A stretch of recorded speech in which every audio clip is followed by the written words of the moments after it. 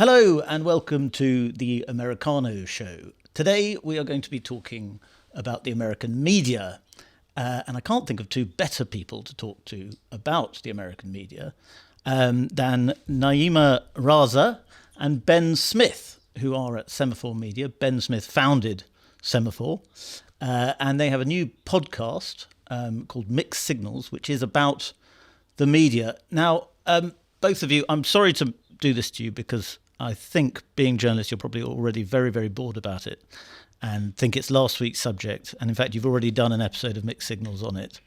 But I want to talk to you about the Trump trial because for Brits in particular, it's still of considerable interest. And I think something you've both touched on already, but I'd like to ask you about, is this idea that we talked a lot about the rule of law last week, the importance of the rule of law, the importance of democracy, the relationship between democracy and the rule of law, etc., etc.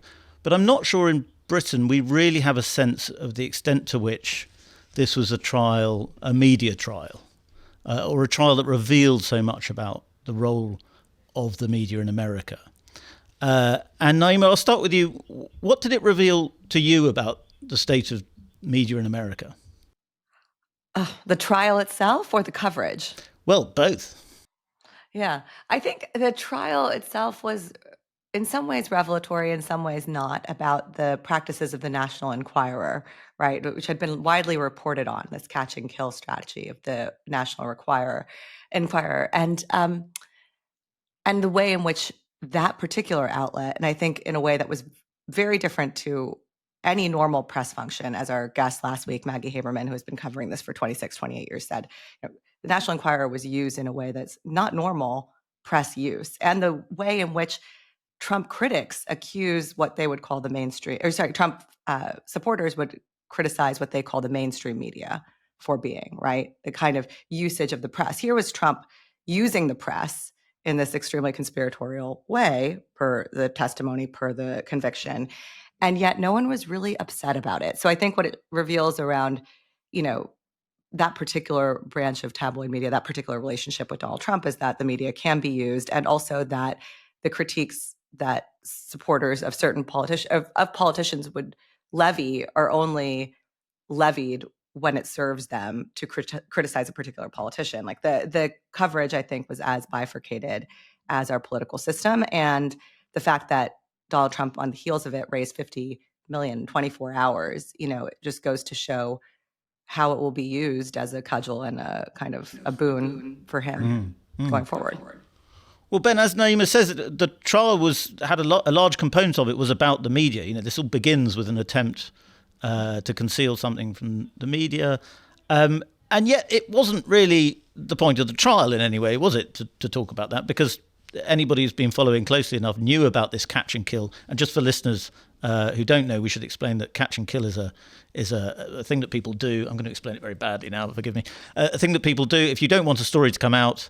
You pay them an enormous amount of money on the condition that you have exclusive rights to the story, and only you can publish it. Correct me if I'm wrong there, Ben. Yeah, no, that's right. By the way, it is not a normal practice. You cannot do that with Semaphore or the New York Times or the Spectator. We are not available for this. We do not offer this service. Oh, but I don't know. You pay the right price at the Spectator.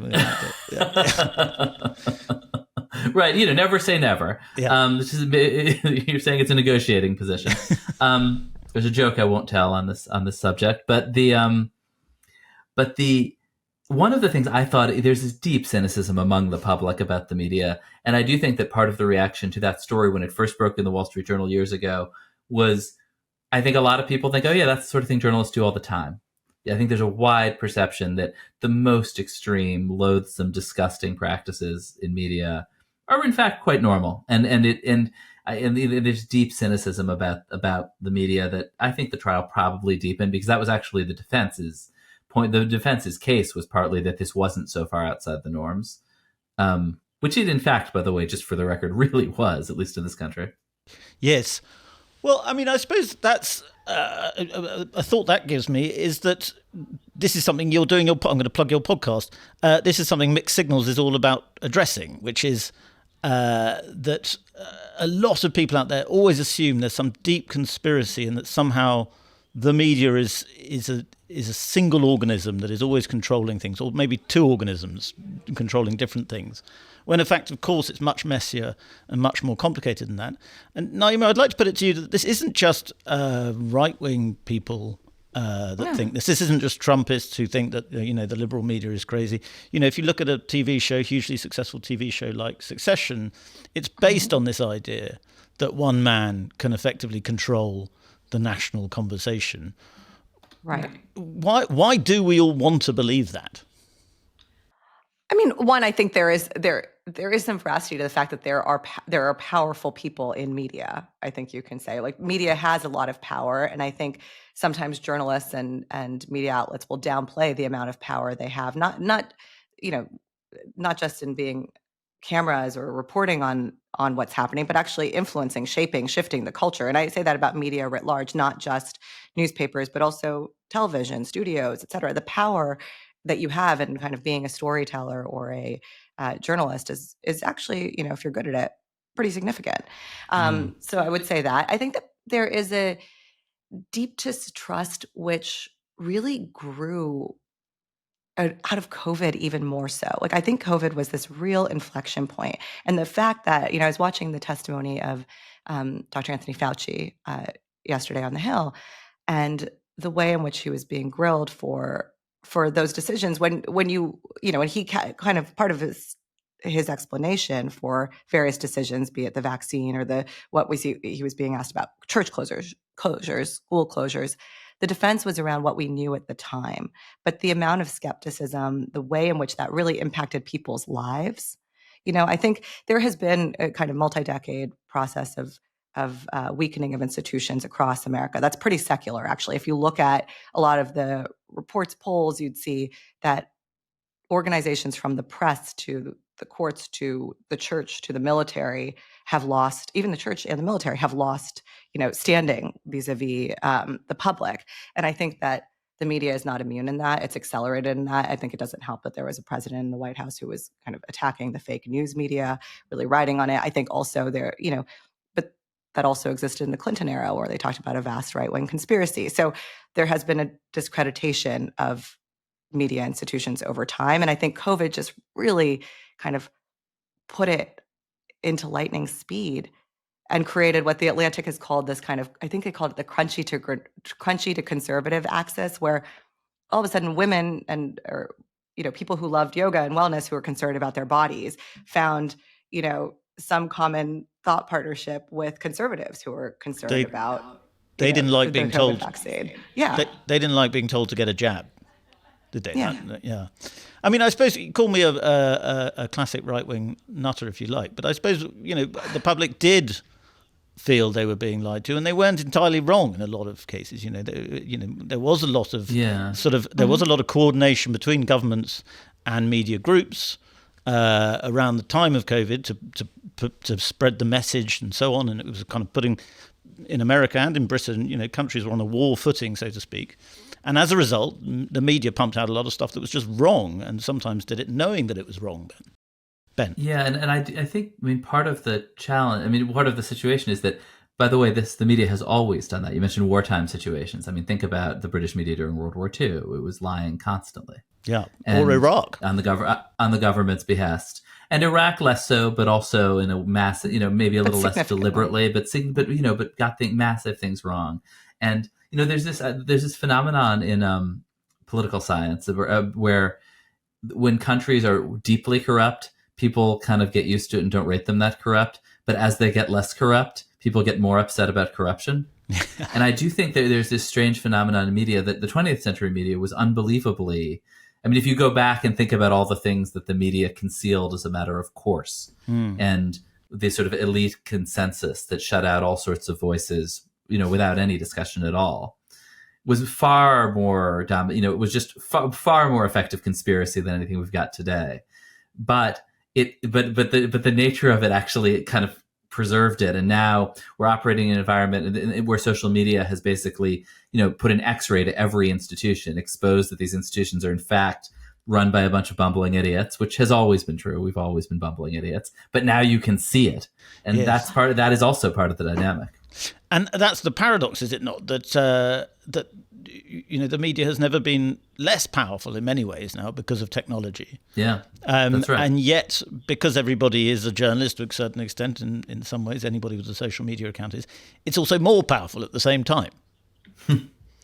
Nayeema, you've replied to that.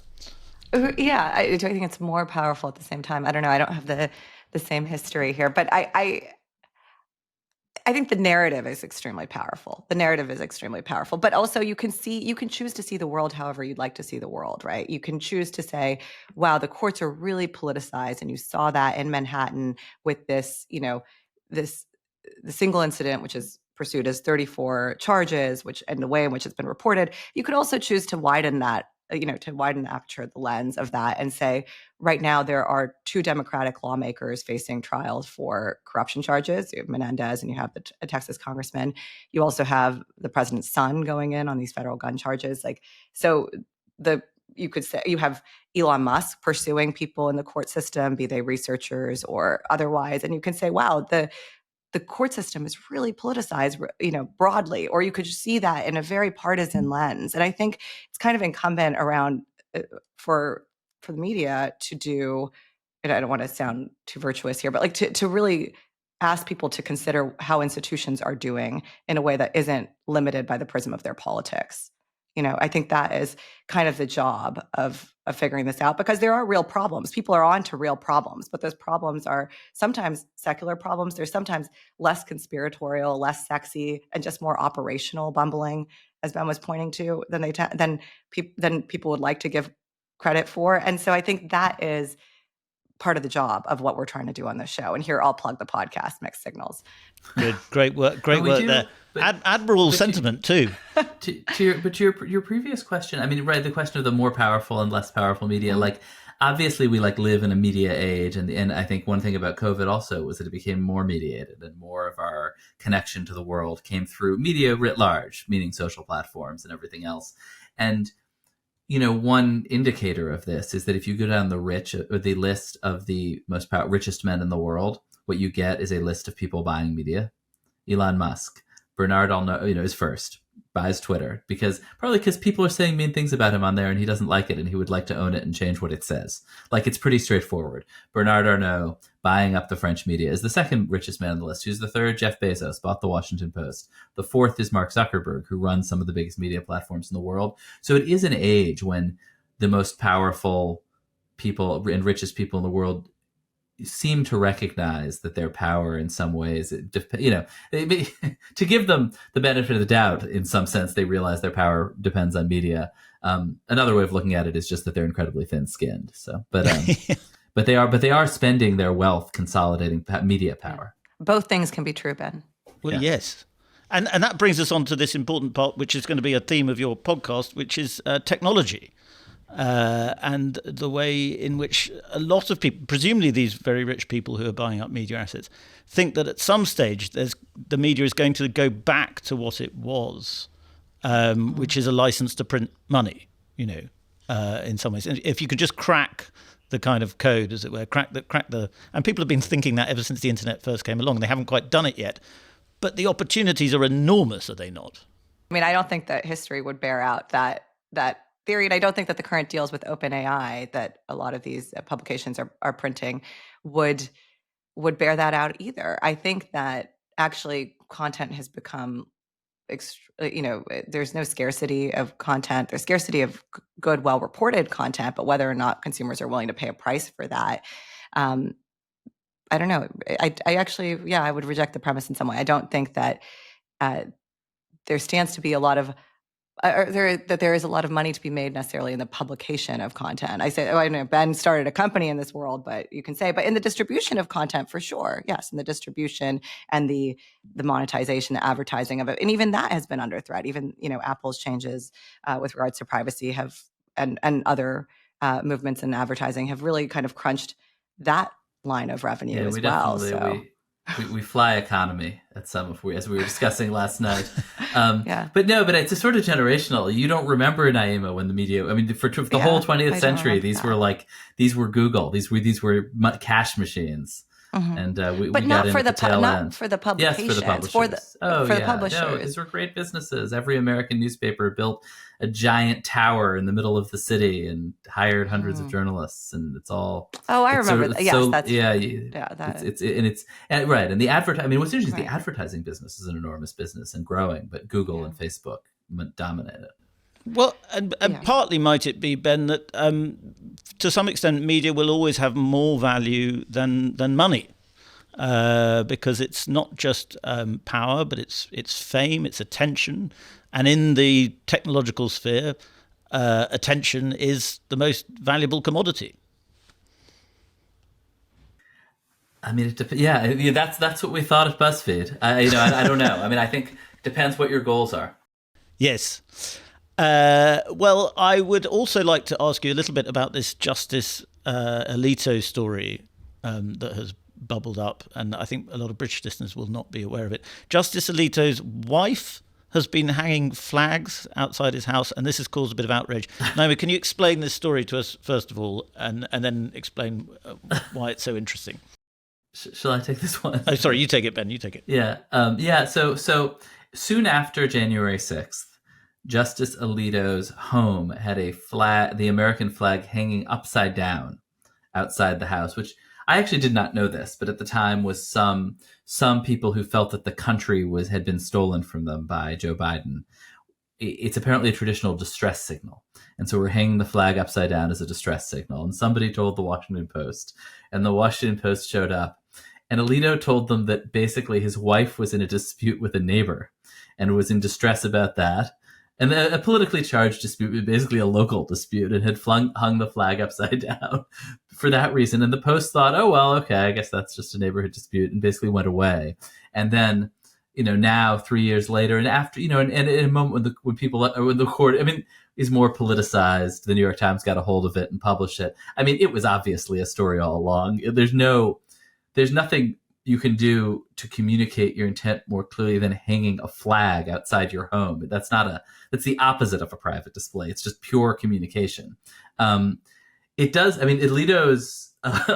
continues to basically blame his wife, and I think most recently said that he tried to get her to take it down and she wouldn't. and the home was purchased by her inheritance or something. He also made clear in the statement. Yeah, there's you never know what's happening inside people's marriages. Yeah. But there were rumors around this that the Washington Post had kind of, to borrow a term that we talked about earlier, there were rumors and speculation that are not true that the Washington Post had caught and killed the story or had received a phone call to suppress this story. And I think Ben's reporting in previous weeks he went and tracked down, where was the reporter who had filed the story, the editor? Ben? Oh, in I think near York, actually, in the north of England. The north of England, yeah. Had tracked down kind of the decision making, train around this story, and found that it was largely about the way in which courts were covered by that particular generation of journalists, and so journalists had basically made a decision not to personalize the coverage, because for a long time justices have been seen as outside of this kind of political.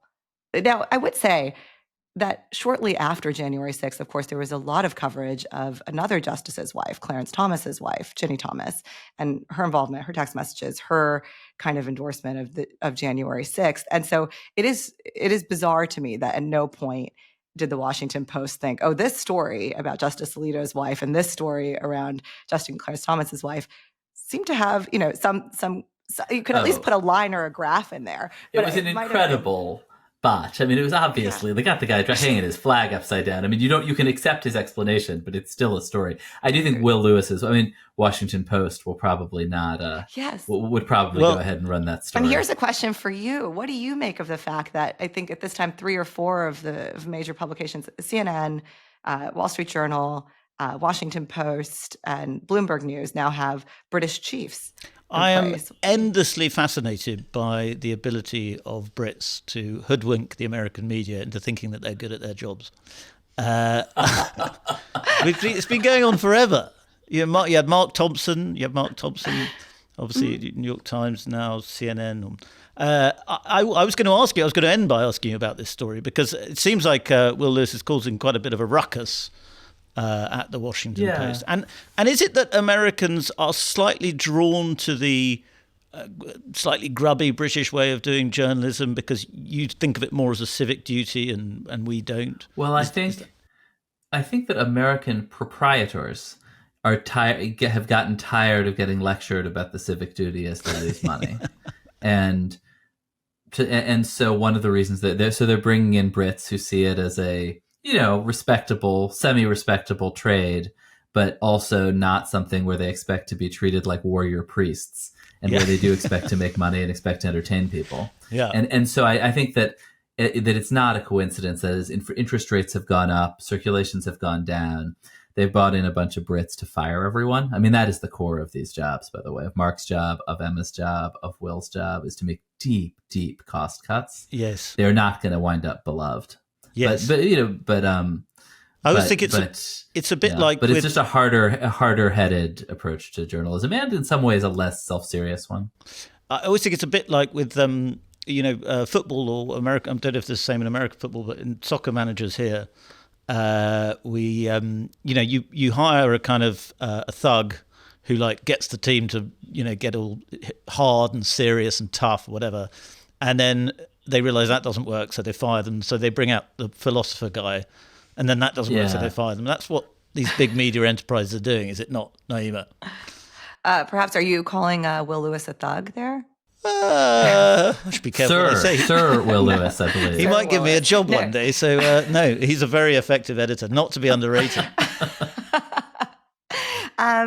I think, there's a bit of cleanup, right? I think there's a bit of cleanup to the business. And as this has not been an industry, well, as Ben corrected me earlier, maybe at some point it was an industry where people thought they were going to make a lot of money. It has not been like that as long as I've been a journalist. And but it has been a place for rich people to come and buy and park their money and hope to increase their influence. And I think, cleaning up house is part of that, I'm sure. I think a lot of the conversation has focused around the lack of diversity of the deputies that Will has put in place, Sir Willis has put in place. And I think that this also plays into a large critique of liberal media, which is this focus on diversity. And I feel I can, I think that sometimes we do conflate. Diversity is important in a newsroom, diversity of thought, diversity of ideas, and sometimes those are linked to how people look as well, or their backgrounds, et cetera. But I think that you can have one of the most diverse experiences or diverse relationships I've had in journalism is working with an editor, a video editor who hadn't gone to college, who had served in the military, who had a very different experience than I had, and he was a white man. So I don't think you want to discount the leadership of an organization based solely on how people look. I think it's true. There's a real diversity in who has received honors from the Queen of England, for instance. Yes, exactly. That has not. Well, I think that's the question is actually the diversity is are there people in this organization who are going to push back on them? Or is there going to be good editorial tension at the Washington Post as they kind of embark upon this new strategy? And that question, I think people have real concerns about that are actually deeper and less superficial than just the kind of background of these individuals. Well, lastly, I wanted to ask you about the issue of governments, and particularly foreign governments owning media assets, because we've had our brush with this at the Spectator, as you may know, with the Telegraph and Redbird, which is ultimately owned by the United Arab Emirates. And my thought about that is that as the media business models collapse, or certainly the old ones do we think this is just going to be the way that governments will increasingly step in, even foreign governments will step in and provide essential news content more and more? Clever things like Semaphore will exist for the discerning consumers. I think it varies a lot by market. The United States, you're seeing kind of bits and pieces because of the federal system of states and localities supporting the media, but the society is just too polarized for anything like a national media. And in fact, there's a big focus right now on trying to destroy NPR, which is the because of the right that the right is unhappy with, which is a slightly semi-public, slightly publicly funded broadcaster that's kind of a very, very, very faint shadow of the BBC. I think it's very hard in moments of this kind of social division. I mean, you see it with the BBC to make a broad case for more investment in public media. I mean, they are sort of publicly funded in a way, but also they do these big fundraising drives, right? That's one of the big part of their. And I thought this massive attack on them, in today's world, being attacked is a great way. Donald Trump proves this. Great way to raise money. And I wonder how do you think NPR's next fundraising drive is going to be huge as a result of this right-wing attack? I don't think they have quite the fighting spirit for it. You know, they kind of want to be the BBC, and they're going to have a bunch of internal commissions to discuss whether they're too left wing. When, they're already as you in the say, process, yeah, and wring their hands and move 3 degrees to the right. I mean, the notion that the idea at the very beginning of this that someone had discovered that NPR was somewhat left wing was kind of a hilarious jumping off point for the whole scandal. But because obviously that's who they speak to and for, it always has. That's who listens to public radio. And that's who donates to public radio. If they had the sort of a proper 2024 fighting spirit, they would be out there saying Donald Trump is trying to destroy us and only you can save us, and send us your pennies, and trying to con elderly people out of their savings and things like that. But actually they aren't going to do that because it's not their style. They'll probably just kind of lay off a few video editors and, you know, sort of limp forward. Ben and Nayeema, thank you very much for coming on to Americano. It's been a great pleasure talking to you both, and best of luck with Mixed Signals. I'm sure it's going to do great things. Thank you so much for having us. Thank you for having us.